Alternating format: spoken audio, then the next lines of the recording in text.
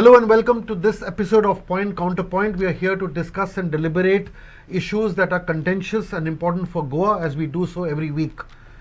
This week, we meet on the eve of the World Remembrance Day for Road Traffic Victims, a day which has been adopted by the United Nations. It is also the day on which the World Cup finals are going to be played, while the entire focus of the world is, or at least India is going to be on that. Let us take some time away from that and focus on this critical issue. And the reason why this should resonate in Goa amongst Goans is also because the number of road traffic victims and their families, of course, is growing by the day, by the hour. And while we have met here several times to discuss the pattern, the extent, the need and the problems, the issue of accident, but more specifically accidents related to drunken, and I would go as far as to say substance-induced driving is growing. And the panelists here will also agree that whenever any major accident happens, the first suspicion, especially if the accident happens late at night or early morning, is that there was some driver who was intoxicated, who was behind the wheel, whose actions led to the deaths or severe injuries inflicted on innocent passerbys or people who are simply in the path of that killer machine driven by somebody who was not in the control of his or her senses. This is now in the sense that we go on talking about different kinds of statistics. We have statistics for accidents, we have statistics for drunken driving cases which has led to death or severe injuries. But today I have requested all the panelists if we can focus more on the ground realities and what we need to do in terms of action. Let us look at a call to action that we need immediately to ensure that there are more deterrents to this.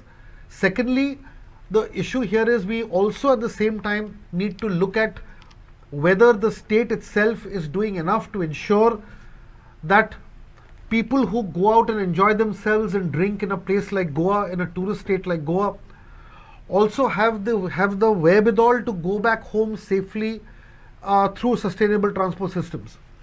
The point here is that, as always, the issue gets stuck because different arms of the government or different arms of society don't act in tandem to solve and look at this.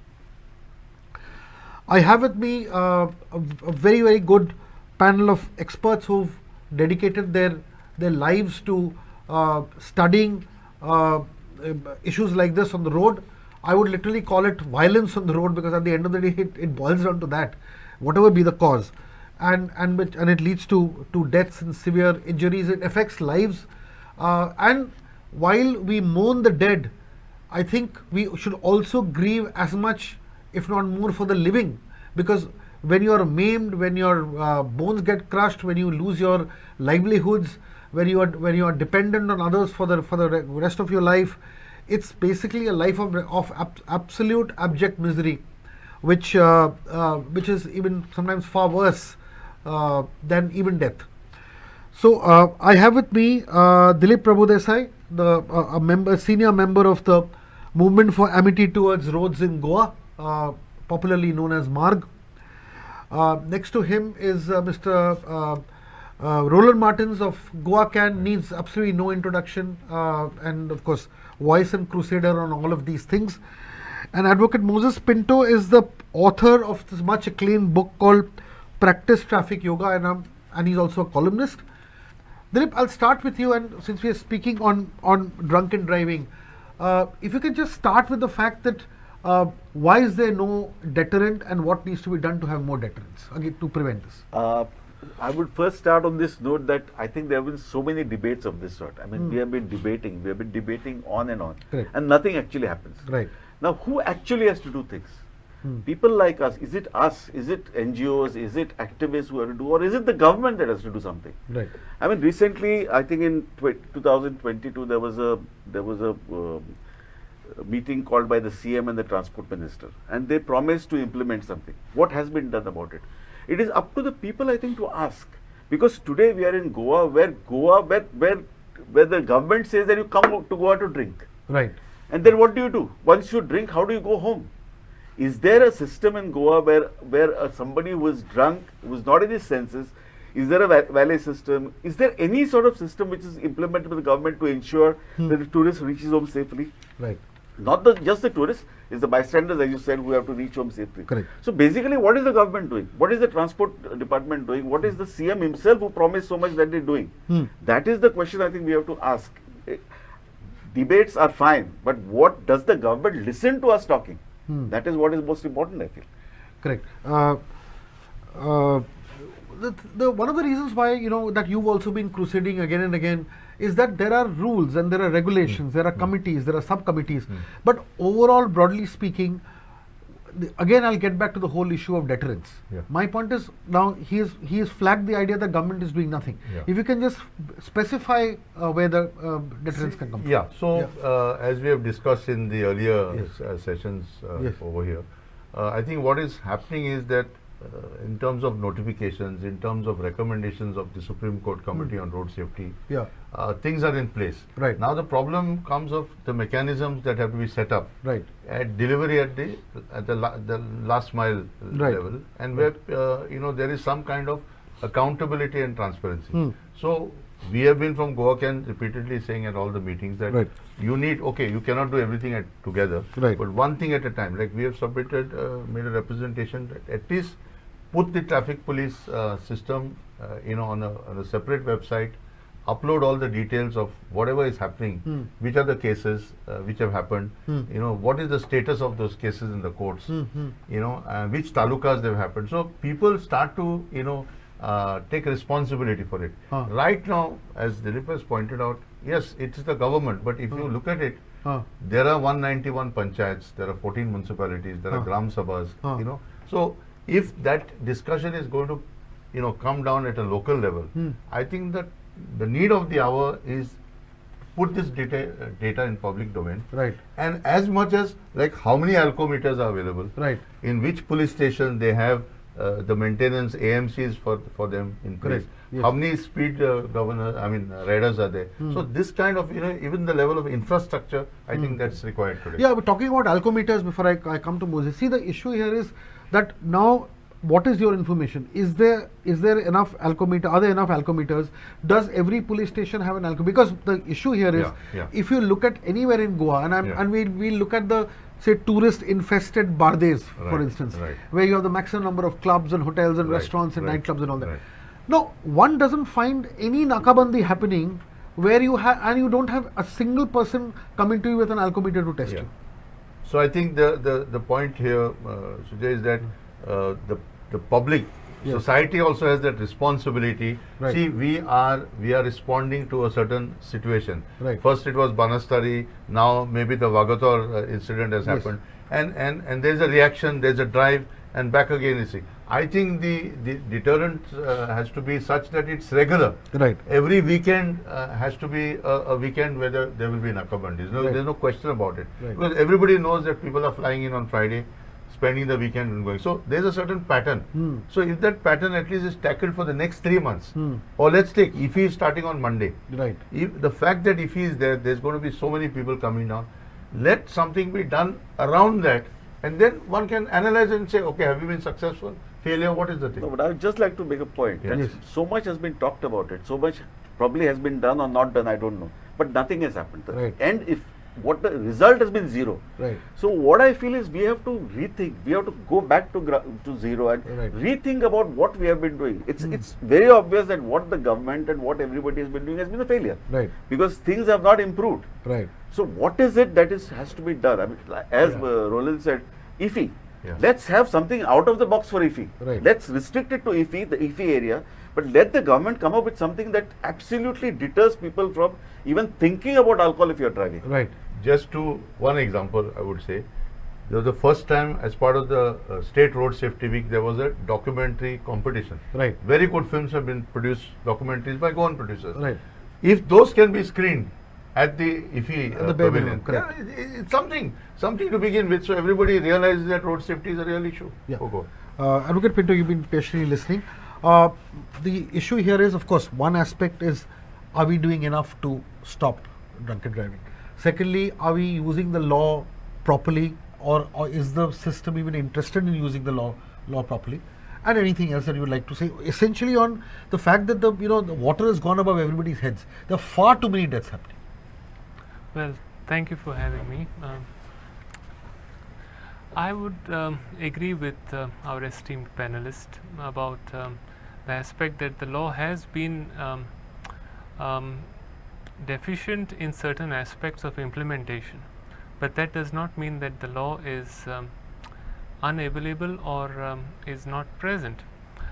The most important aspect which I foresee is an elitist theory that surrounds the tourism culture in Goa, and that involves a group of tourists or party goers, revelers, entering the state and hiring an automobile, most probably a four-wheeler or a two-wheeler in the form of a scooter, and then they utilize this automobile to go around different parts of Goa, and they engage in consumption of alcohol. Of course, once the alcohol is consumed, you have the aspect of BAC, which is blood alcohol concentration, and not every person knows what is the aspect of their tolerance limit towards alcohol. So this ends up misjudging the road conditions and making bad judgments while driving or riding. Ultimately, when the mishap occurs and the negligence is attributed in a contributory manner not only to the person who is inebriated and riding or driving the vehicle, but also to the person who supposedly came in front of that vehicle. The most important aspect which needs to be delved into here is that the accident which occurs is not in fact an accident, but it is a crime. That's right. And the culpability always needs to be attributed or ascribed to the person who's in the motorized vehicle, who's, as you said, as you rightly pointed out, this is turning out to be a machine of death. In the same manner, the onus of taking away, or rather proving that the person who was driving, who caused the accident, was not guilty of having done it, should be placed on the driver or rider himself or herself, rather than, what happens is, Section 185 of the Motor Vehicles Act, the old act, governs inebriated driving. And what happens here is the whole aspect of guilt is not focused upon, because the in charge of a police station can directly, upon his own recognizance, requisition a personal bond from the person who has been engaged in a road crash and release that person within 24 hours of producing the personal bond. And the personal bond does not go for more than between 10,000 to 25,000 rupees. Now, we know for a fact that a person's life, if lost on the road, is not worth 10,000 or 25,000 rupees. It's worth much more, and the multiplier which the Supreme Court ascribes to the person's livelihood and his future earnings, if he were alive, would be far higher. But now this person has tragically lost his life, leaving behind dependents. That's right. Yes. And everything has happened because the cause being alcohol-induced or substance-induced driving. Right. What I propose is a more stringent interpretation of the law, and that is, instead of getting the personal bond requisition at the police station before the in charge of the police station, why not ascribe judicial scrutiny to the issuance of bail or to the issuance of the release of the person? But Dodar, would that be guilty until proven innocent, something of that sort? I mean, as it is, you have so many cases of when an accident happens, the bystanders, there have been cases of them assaulting the driver and all that, just on the assumption that he must be drunk. Now, it is not about an assumption that he is drunk or he is inebriated under any substance. The fact that he or she in this scenario has caused injury, has caused loss to another person's limb or his life, that itself is sufficient not only to generate public ire, but also to generate the prosecution or the the criminal justice machinery to start upon this person's negligence. But would this need some sort of legislation, or what the legislation is not required, the legislation is present.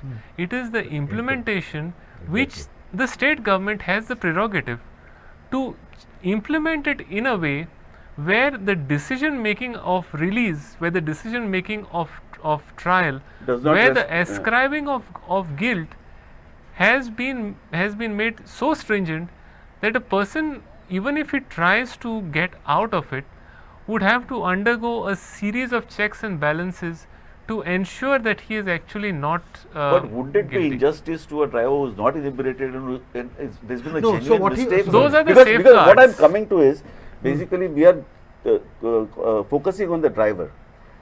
The condition of roads in Goa, I mean, they must be the most unsafe roads in Goa. Because just for example, if you reach, while going to Margao today, if you're going to Margao, at the end of that 4-lane expressway or whatever, there's that new construction going on. There is absolutely no signboard there or anything saying that 100 meters from here the road is, I mean, there's a diversion or anything. There's absolutely nothing. Just because, I mean, I don't know why there aren't more accidents. The conditions of the road are such. PWD, I feel, has given up on road engineering. There is no road engineering, there is no road safety. There are no guidelines that they follow. I mean, so a genuine person who might not be blamed. The accident might have happened because of the road. Even in such a condition, the driver would be unjustly, No, I'll quickly respond and then of course allow Moses to do the same. See, what Advocate Moses is saying, he is not saying that you allow a person to, you allow an innocent person to get caught and allow the guilty to get away. What he probably is attempting to say is that don't make it so easy for a police person at a police station to release him immediately on a bond of 10,000. Basically increase the level of difficulty for somebody who has caused an accident to but somebody who has caused an accident because of inebriated driving under the influence. No, so the basic thing is we are coming back to is the ACCometer. No, Dilip, the availability of these devices. No, what he mentioned 185. Now 185 doesn't cover only drunken driving. He is talking of any kind of accident. I understand. Actually, I would like to quote Lord Denning here, and that is, "Be ye not so high that the law is beneath you." So let us just go by that scenario. No, I agree, but I'm just looking at the other side. And secondly, we have another quote which is commonly used in criminal law, and that is, "Let 100 guilty go scot-free, but let not a single innocent be charged wrongly." Exactly. But in this scenario, let us also take into account that the law of torts considers that when a person steps onto the road, he assumes the risk. And a person who assumes the risk should be prepared for either way, should be prepared for facing the circumstances of damage or of being a victim too, or of being culpable anyway. No, I agree on one thing. If it's a deterrent, if it turns out to be a deterrent and in the right direction, definitely it's got to be welcome. But again, as we were discussing, isn't it some way the prosecution also fails at some stage as the trials go on in such cases? The prosecution is run by the DOP, the Directorate of Prosecution. The prerogative rests with the Home Department. That portfolio is being held by the CM presently. So ultimately, the direction which it chooses would be based to some extent, to some stratified extent, it would be based on stakeholder interest. And the stakeholder interest indirectly prompts towards the electorate. And this again prompts towards who wants to a second term or a third term in office. So if you're going to politicize the issue, no, it's not a question of politicizing. No, can I intervene? See, what I think is important is that recently I was at a program at Vasco, and the chairperson and few of the councillors there I appreciate the fact that at least publicly they said that we are not going to take any phone call from any of our own electorate who says, you know, I've been caught, you please take care of it. Now, I think this is happening because in Vasco, one town, there have been a series of serious crashes, underage driving, and resulted in deaths. And I think it has created a reflection. Now, somebody may say, okay, it's, you know, public meeting, you say something, go. But I think that process has already started. And I think we need to, instead of just looking at the state as the government in, you know, the party that rules or the government in place, it ultimately boils down to the local panchayat, local municipal council, as well as every MLA also is definitely responsible as a policy maker. The point I would like to re-emphasize, no, as Moses pointed out here, is, you know, data also is not available. I will just give one example. I was reading a newspaper and I saw that a father lost his 15-year-old son in an accident and was hit and run case. He spent 8 years just pursuing the matter. He found a broken piece of the mirror and some part of the car. He kept on and was be able to go to the manufacturer, go to garages, and finally the case has started. Now, let's take the hit and run cases only. Right. Where is the data? How many hit and run cases have been there in Goa? Taluka wise, district wise, what is the status? You know. So I think one important stakeholder is society. See, whichever party may come to power and coalition or whatever, society, I think, has to start getting involved, because there are processes. You know, people are, as much as there is so much concern about the environment, you know, and PILs and so much litigation is also happening there. If you look at the litigation that's happening in these cases, you can't even hear of it. So I think I was just reading this paper, this research article. It is titled "The Automobiles Taught Law Legacy," and this is in a journal called the Wake Forest Review. So here I will just read out a small excerpt which probably can answer or rather solve the conundrum which you have prescribed, and that is an ambitious experiment with no fault compensation. The idea for no fault compensation for auto accidents, which is to say compensation for injured motorist, which would skip the processes above and would be supplied quickly and easily irrespective of fault, has been around for more than a century. As early as 1919, one commentator discussed the need to eliminate entirely the question of negligence in motor vehicle accidents, while another, writing on the heels of the successful enactment of workers' compensation, published a proposal to extend the compensation principle to accidents on the street. So what happens here? Auto no fault is a system where, irrespective of the negligence of the allegedly errant driver or rider, the person who has suffered loss, who has been maimed, he is automatically compensated by the state. And this, of course, then becomes the liability is then pressed upon the third party insurer of the errant driver or rider, as well as on the errant driver or rider personally, himself or herself. Recently, the Supreme Court this was in October 2023, recently they affirmed a very similar principle to no fault liability. And since you brought up hit and run, I would just like to mention this.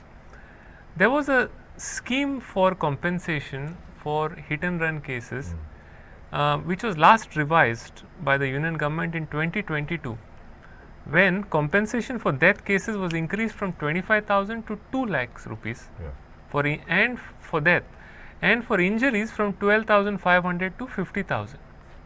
The Supreme Court, which comprised of 2 justices, noted that though Section 161 provides for interim compensation, the Centre has not incorporated it in the 2022 scheme.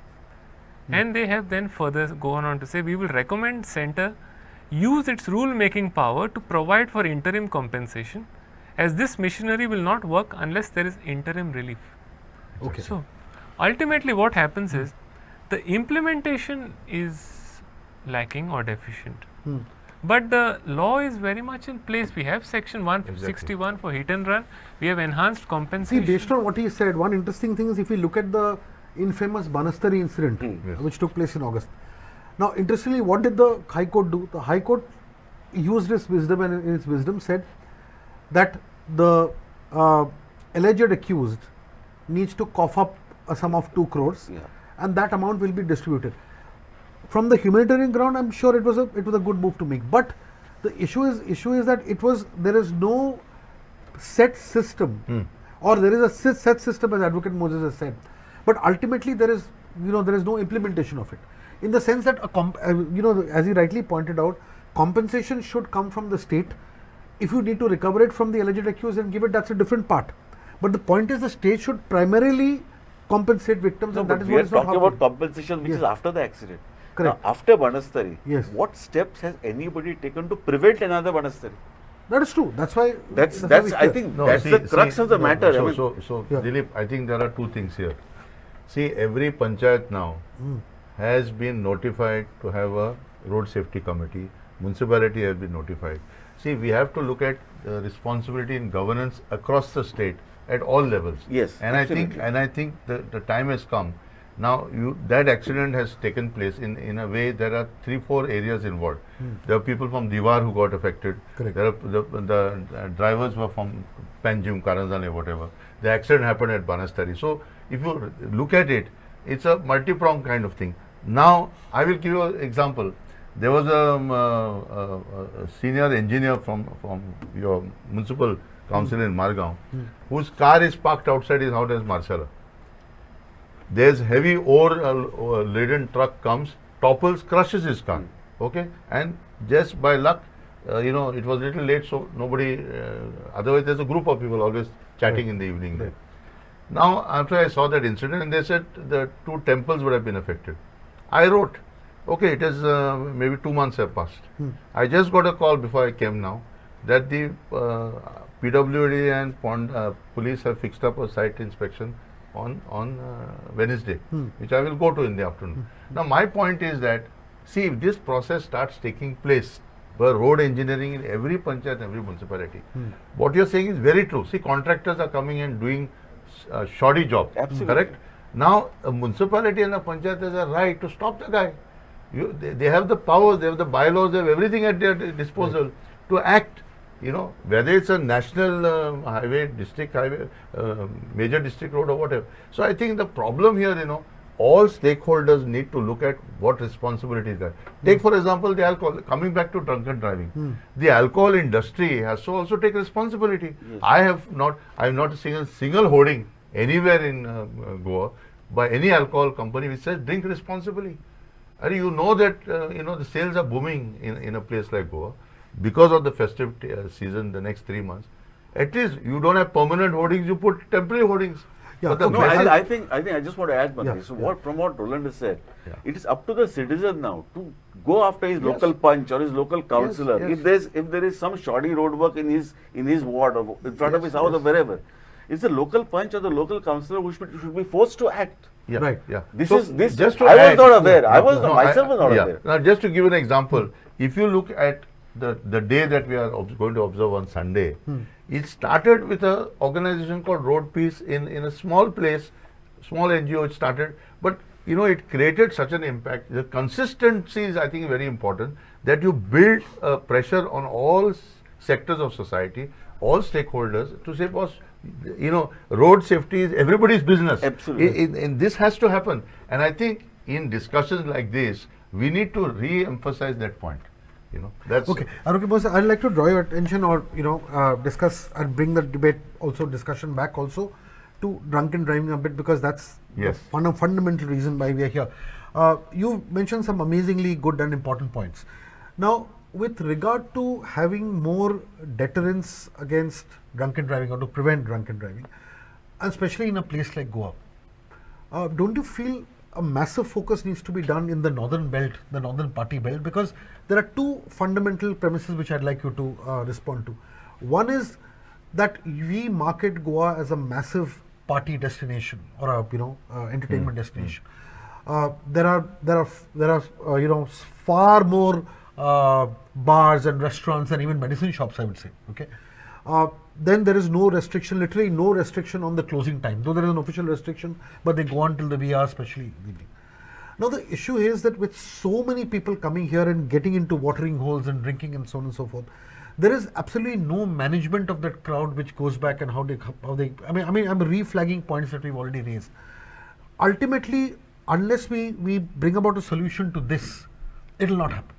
Because if you see the number of drunken driving cases in say Kankon or Kurtori or Perne and Shandor is negligible compared to Purvari and upwards. So there is a direct correlation. Yes. So, you know, some thoughts of yours and what could be a call to action for this? Well, I see two options that are open to the law enforcement. But first I would like to draw the attention of the public and to everyone here to the aspect of rent a car and rent a bike. Now these services, in my opinion, do not benefit the revenue or the exchequer to the extent desirable. Right. Agreed. But at the same time, it is always advertised as an access which is provided towards the tourist, and this in turn harnesses tourism, the revenues from tourism. I do not see the nexus in how enabling a drunken tourist to operate an automobile in our state and enabling him to use that machine of so-called machine of death in our state is a reasonable practice, thus endangering the lives of the residents of the state. So there has to be a sort of checks and balances as to who's going to be the designated driver when the vehicle is being given out on rent. I have never ever come across any kind of regulation which the cops have enforced upon the rental agencies, the rental car and rental bike agencies, wherein they are able to check who is the car being let out to and ultimately who's going to be responsible. Because you might have recollected, there was an incident where a young boy lost his life on Karmal Ghat. He was 19 years old. Right. Could a 19-year-old have the judgment necessary to actually navigate the Ghat, that too along with occupants, in an unknown model of a car which he has got in his hand for the first time? This is where the lack of judgment comes into play. I feel that the policy of rental agencies needs to be looked into once again and remodeled so as to ensure that there is greater scrutiny of who's going to be the designated driver. The second aspect, when it comes to vehicles which are driven from out of the state into Goa, I feel that it would be reasonable to impose a curfew, especially during the peak season of festivities. Impose a curfew upon the plying of vehicles from registered out of state. Impose a curfew upon them from plying on the roads from a designated time, that is from sundown to sunrise. Okay. Because ultimately, see, if you call yourself a tourist and you come here for sightseeing, you come here to take in the culture, you are not come here to actually practice hedonism. If you want to practice hedonism, you have to go to a casino, you have to go to a specific club and do the things you intend to do. It's not, the road is not meant for hedonism, the road is not meant for pleasure seeking or pleasure driving. Good point. But my devil's advocate question here would be, the person who wants to practice hedonism and go to a particular place to dance, to drink, have food and come back and party, has to commute from his hotel or place of residence to that particular place and come back. So what happens then? Because at the end of the day, he needs to be transported.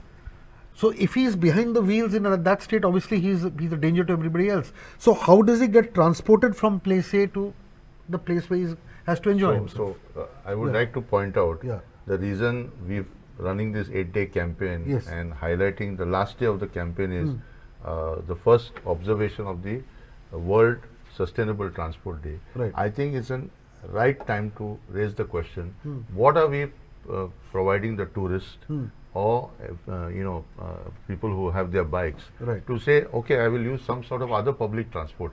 Right now, the present discussion is about the existing bus services which are operating as city buses in Panjim, going up to Donapal, Karanale, Taligaon, are going to be moved out, and you are going to have the EV buses coming under the smart city. But will that be a solution? No. So I'm just pointing out that this is being the focus now. Whereas all over Goa, see, people have to travel after 8 o'clock. What are the bus services there are?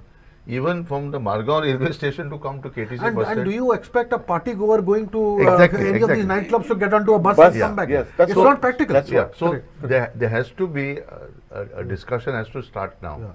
Is how we going to address these issues? Right. See, the fact that we are a party destination is already settled. There's no way that's going to be changed. Mopa Airport is going to bring more people. There's no doubt. These things are already there. Now the question that has to be discussed and debated is, what is the system we are going to adopt? Right. Is pool car going to be the system? Are going to be designated vehicles like shuttles going to operate? Something has to be there in this. Okay, I'll just allow Dr. Moses Advocate Moses to quickly respond to my supplementary question, and then I'll ask him, and then I'll ask him. Actually, Mr. Gupta, what I've come across in your statement in advocating for, in favor of the tourists being able to go around Goa in the night time to their designated places of what you say of enjoyment, is that alcohol is presumed to be in the equation.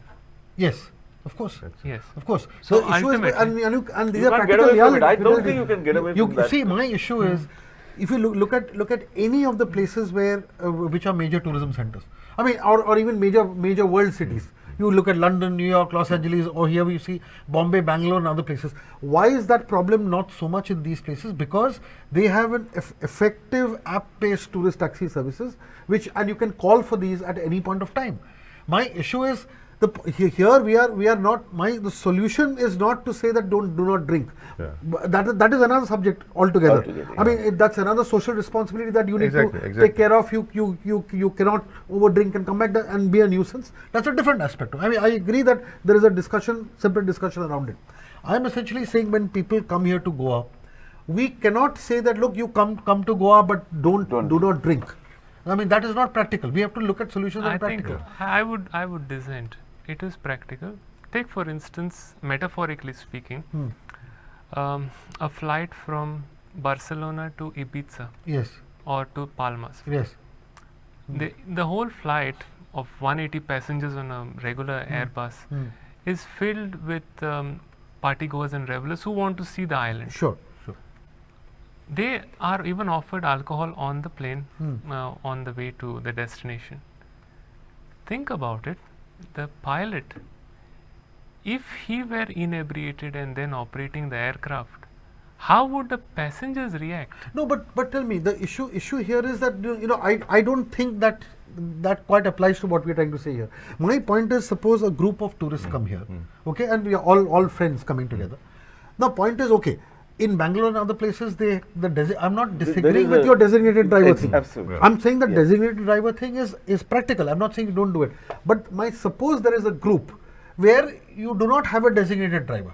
Okay, we call it an irresponsible group. Yeah. But the point is to ensure that irresponsible group does not act irresponsibly and harmfully. You have to have a cab service. I would like to point out that how did the designated driver thing come in? Right. Because all these cities started a campaigns against drunken driving. Yeah, there used to be at the local places, their names used to be flashed on the billboards. So there was a shaming. There was shaming of the drunken driver. That is why these groups, people who used to go out, found a solution. And then, so basically, again, now there is no deterrent here. No, that's why I said, one of the main points that we have put in this campaign of 8 days is to keep highlighting to all agencies, we need a website with all this data put up front. Correct. See, the other guys who are driving their Thar, I think, vehicle on the beach. Okay, you see, in all the papers have carried the photograph with those 3 guys in front. Right. The mug shots are there. So whether they come from Delhi, Rajasthan, or whatever, let people know. Okay, there's another point I'd like to. The point here is, this data is not put out. So people are not being shamed. You have guys who are repeatedly. People whose license have expired. The Vagator incident is the best example. 10 years you are here, you operate with a vehicle which is having a out of state number plate. look at the way it's happened. So even today you can't stand in front of your own reception counter and be safe. Now this is where I'm saying we need to start looking at what's happening with the system. Look at the size of the number plate. You stand at any traffic signal, the number plates has become like a joke. So what I'm saying is that there is a law in place. You have to have a number plate which can be recognized. And if you're going to have the smart city cameras going to recognize that number plate, it has to be the specific size. I'd like to introduce this deterrent is not there. Okay. One more aspect I'd like to introduce. See, in this entire discussion, all of us are assuming, I don't know whether rightly or wrongly, that drunken driving is done only by tourists who come here. No. The issue here is that why don't we look inwards and look at ourselves, all of us who live in Goa. Absolutely. How do you handle that? I mean, how do you look at people who are living in Goa and going out to party in their own cars and their own bikes and also posing? No, but I think the problem is designated is driver thing works. What you said is important. So Sujay, the Zuari bridge incident is a clear example. Absolutely. Correct. So again, what I'm saying, what is the learning? See, the learning from all of this is, therefore my point is back again, the notified in October last year, it was notified that this subcommittees at all police stations with the PWD will go to the site of the accident, prepare their accident report and make it public. The point I'm saying is all these incidents have become a big media splash. Everybody's got very upset, then everybody's forgotten. We have to learn lessons from all these accidents and these incidents and to say what has gone wrong. Yeah, what is your response? Well, traditionally, I have always recollected of this understanding that a person who's of the locality would not want to endanger the life and property and limb of himself or of the people he knows around him. So some degree of responsibility does occur. Yes. Of course, the Zuari bridge incident was an eye-opener. Yes. I would agree with that. But again, here we are not able to understand why there was no control or between crossing districts. Correct. North to south, you cross a district, there is no curfew, there is no check post. Right. There is no ACCometer once again in force. But think about it in a different sense. In the West, you have the concept of giving the bartender the authority to judge whether the consumer is in a position to drive or not. So the practice is that you drop your keys in a bowl, and the bartender decides if you have had one too many. If you're what do you say? There are signs of inebriation. If you're not looking right, or if it looks like you are physically inebriated, then you're not handed over your keys back. Right. And you're given the time off to cool down or to sober up once again. Why can't this practice be imposed? The practical reality is, suppose you were to leave your car there, you do not have any other transport to go back home. So what do you do? So again we are coming back to the infrastructure that needs to be put in place. His point is very valid. So Sujay, but will that happen in Goa? No. Will that happen? Will the bartender he'll give you one more? So Sujay, I think see, we have also become very pessimistic about everything. Yes. And I do agree. I think we have a right to be there. You have a right to be there. I do agree. Now, but let me come back to this whole thing of the role of the excise department. 1.5 years ago, I moved a proposal that in every bar, you will say, put a notice that don't drink and drive. Now, I knew this is going to be a very difficult thing to implement. But it went through, the commissioner issued the order. They started putting computer printouts. Now you look at it, the guy who is pissed is going to first go and tell that. Now, I knew it would happen and I wanted that report to happen. And I reported back at the meeting that, look boss, this is not going to work. So, a fresh order was issued. Fine. And now you can see very prominently in many places there are these, either laminated or whatever, don't drink and drive. Now some people ask, what is this? This is going to change the situation. I have a suggestion. No, my point is, see, if you look at how societies have changed and improved, we have to understand with 451 years of colonization, we are now going to correct in 70 years, so many things that we have happening in Goa. So suddenly, it's not going to happen. We have to start putting systems in place, and that's why my point here at this discussion is that we need to put systems in place. It's going to be difficult, But if Gram Sabha start discussing it, municipal council start discussing, Baba, what is our role, what is our responsibility in all this, things are going to change. See, the blame game will carry on. Every department is, even right now, is trying to push it. PWD say, that fellow, this fellow, it's going on. But for the first time, at least I would say, because of the Supreme Court Road Safety Committee, there is a lead agency. How effective or not is a different matter. But in that lead agency, 4 or 5 departments have been brought on board.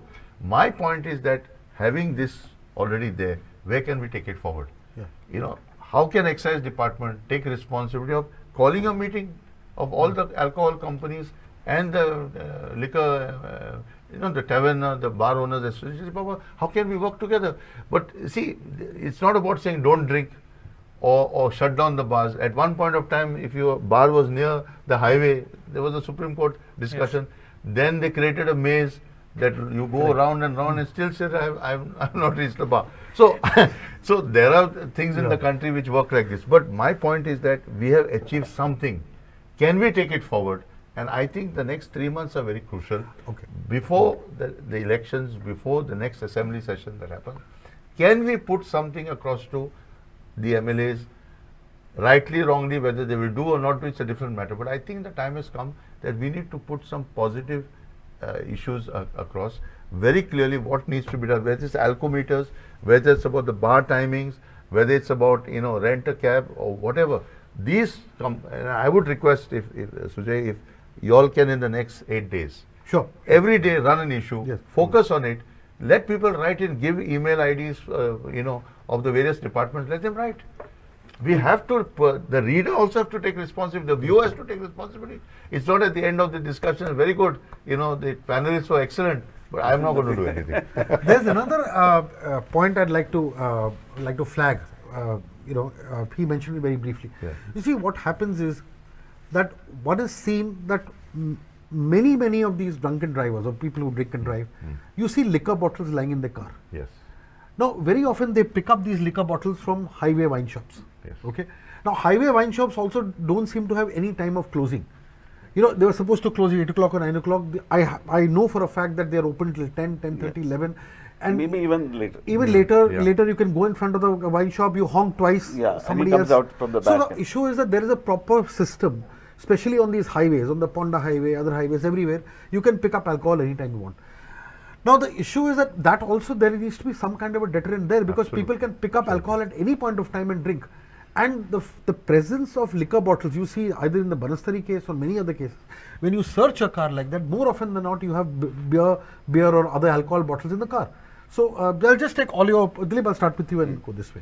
So I think basically whatever suggestions and all that are fine, but coming down to looking at the whole thing from through the eyes of a common citizen, what is the traffic police doing? I mean, the first, what you would call it, the mover in this thing should be the traffic police, the traffic constable, right from the constable up to whichever higher officer. Right. Have they been given any special training how to deal with drunken driving cases? What is the sort of evidence they have to collect if there has been the accident? Even if they stop some driver who appears to be under the influence, do they have the mandate to check his car for bottles or whatever? Have they been trained in any way? Because the common citizen always says that traffic police are only challaning people, only collecting fines. They don't seem to have the attitude that they also have to prevent accidents. Have they been, I mean, has that been instilled into them? That one of their duties is also to prevent accidents, not just rush to the spot after the accident is happened. That's a very important thing, I feel, right down to the ground zero, as I say. Right. Roland, in your work that you do, this whole aspect of checking for drunken driving, this ACCometer system, what is the ground reality? Are there enough ACCometers? Are they effective? See, the way I would put it is, right now, the entire onus, as Dilip was saying, is on the traffic police. But I think, like from my own experience in the road safety campaigns, when we started going out with the traffic police and transport officials standing there, it created a big difference. Lots of people, whether it was seat belt, whether it's helmets, etc. So I'm saying wherever these nakabandis are to be there, let citizens come and stand with them. Important. Okay? There's a whole traffic warden scheme of the traffic police. Let it be popularized. I know recently one of the channels showed one of the wardens active in Porvorim, who's been there for a number of years, contributing his time. I think the time has come that we need these joint actions to be done, and even get the excise officials to be part of it. Because if this wine, whatever is available, find out from where it came. See, the problem here is we have the effectivity is lost because each department is sought to act on its own. Right. I think the time has come that citizens and civil society is to demand.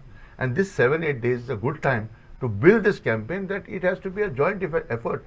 Not that we are going to be successful, in putting an end to the whole thing, but definitely we'll move a step forward from where we have come. I personally have seen in the last 2 years lots of things positively has happened. Okay, even about release of money and spending of money, which it was tight-fisted. But I think it has to come in public domain, and I think this is where the role of the media comes. Put it in public domain, let people know what's really available, what needs to be done. I think this is the time. See, in the last segment, Moses, we can just talk about a little bit of what Roland just said. What can citizens do? Do you also feel that there needs to be a strong citizens movement? How do we take this movement forward? And how can citizens participate in this rather than being complainants? Let them be a part of the solution. Well, first and foremost, I foresee a scientific method which I would like to suggest today, and that involves, it is quite obvious that a person has a certain body weight, and it is quite obvious that we know how BAC works, blood alcohol content, that after a certain number of hours the alcohol level in the bloodstream would be at 0.30, and then it starts going upward before coming back down again.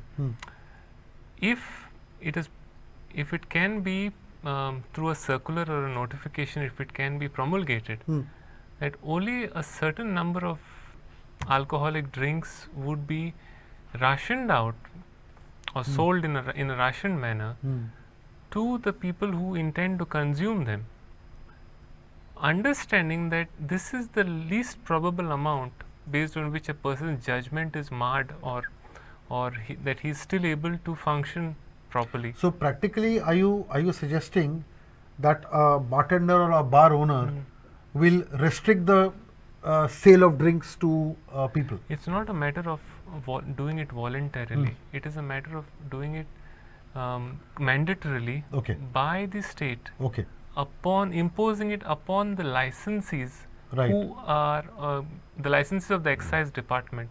You are saying tough times call for tough measures. You are saying since we have not improved, we need to take these measures because nothing else seems to be working. So this is one strong way to one of the aspects. But how will the tourism industry react to this? I mean, so it's a suggestion on his part. It's a suggestion, but it has to be practical.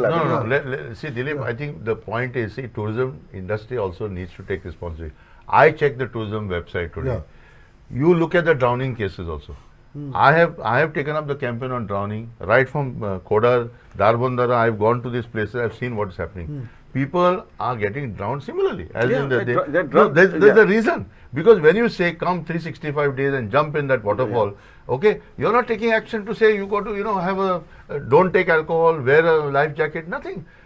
People are so-called influencers on social media saying you can have the best time in a laterite stone quarry. Now, what I am trying to say is the tourism department has not cracked on this. You have to say this is not acceptable. So, my point is that we need to raise the benchmark for these departments to say this is what you have to do. And my personal belief and my personal experience is it has worked. If more people can do it, we have a slogan, I can, you can, we all can with GOACAN. Now, the point I am saying is everybody starts contributing, I think we are going to achieve it. The point here is that we need to build that pressure, and the time has come. See, today people are saying we should have the national games every time in Goa. If he is already here with so many events, what is going to happen in the days to come?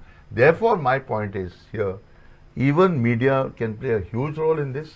Get the alcohol industry on board, get the tourism industry on board, get institutes like Goa Institute of Management, all professional organizations come and talk. Look, it's a reality, and I'm telling you, it's not going to be that only a poor man is going to die or a middle class person is going to die. Anybody can be taken off the road with this kind of scenario. And I think, as you rightly pointed out, tough times call for tough measures. One last point. Reclassification is what I would propose. Take for instance the NDPS Act. In the NDPS Act there is a schedule which speaks about commercial quantity and personal quantity. Yes. Now, X number of grams of a certain substance is treated as a personal quantity. If alcohol can be reclassified as a neurotoxin because it actually acts upon your nerves, if it can be reclassified and then regulated, then because see ultimately the ambit of section 185 is wide in its amplitude, where it not only relates to alcohol but all inebriating substances. And if the NDPS Act is read synergistically with the 185 and the NDPS read together, what happens is you get the quantities fixed which can be held or possessed by a person. In the same way, why can't alcohol also be regulated? Okay, because we have to cut you short only because we are way out of time, otherwise we could have gone on. Okay, before we conclude this, there are a couple of thoughts one has. And one is that, we are sitting in Goa and having this discussion, and there's a tinge of helplessness also because of the extent to which this has happened. All we need to say is that, look, let's compare the situation in Goa to other metropolitan and other big cities in India. Why do we not talk about this in other cities? And especially, why do we not have this problem to this extent in other capitals and other cities and towns of the world? That is primarily because there is an inherent fear that the law will pounce on you as soon as you get out of this bar or even get out of your home. Right. And the point is that there is absolutely no fear. But elsewhere in the world, whether you go to the biggest cities in the world, where even a millionaire or even the president of the country or the prime minister of the country or a minister is literally scared of the law catching up upon him. You had sons of presidents and prime ministers being fined, their licenses taken away, they being penalized. So the point here is that until and unless the people going out to drink realize that, look, after I finish this evening or finish about 2 or 3 drinks, I cannot get into the car and drive and I cannot go home, that inherent fear needs to be completely taken out. The other aspect that one has to say along with this is that if a person goes out to drink abroad and he knows that he cannot drive, he or she has not one option but several options to go home on a sustainable public transport. My point is, if these two things do not come together, we will go round and round. Some of the points raised by Advocate Moses are important. For them to be practical, you need an enabling infrastructure system also to come into place. So I think these are issues. The point here is that as far as stopping drunken driving is concerned, Goa is an absolute banana republic with laws that are flouted left, right and center, with absolutely nobody who is bothered.